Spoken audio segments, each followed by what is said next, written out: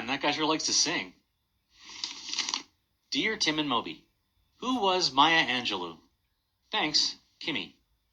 Maya Angelou was a famous American author and poet. She was also, well, a lot of things. An activist, a singer, a dancer, a journalist, an actor, and a director. She was born Marguerite Johnson in St. Louis, Missouri on April 4th, 1928. Her childhood was rough. As a young girl, she was abused by her mother's boyfriend. And for about 4 years, she wouldn't speak to anyone except her brother. She moved back and forth between homes, and sometimes she didn't even have a home. For a while, she lived with other homeless children in abandoned cars at a junkyard. I know, she went through some really hard times. But Angelou turned those struggles into great literature. Her poems, plays, and books explore oppression in lots of different forms. Oppression of black people by white people, of women by men, and of the poor by the rich. Her most famous work is I Know Why the Caged Bird Sings, which was published in 1969. In it, she tells the story of a young girl named Maya growing up in Arkansas in the 1930s. At that time, the South was segregated. African Americans had to shop in different stores, live in different parts of town, and even go to different schools. They were treated like second-class citizens in pretty much every way. Yeah, it's hard to believe that this wasn't even that long ago. In the book, racism isn't Maya's only problem. She goes through some rough events, just like the author did as a child.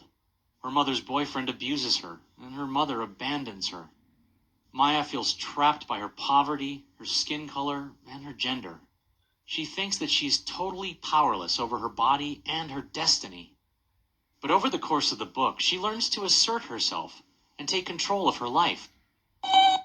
Well, the character Maya isn't exactly a younger version of Maya Angelou. The book is based on her childhood, but it's not a strict autobiography. That's a book where someone writes their own life history.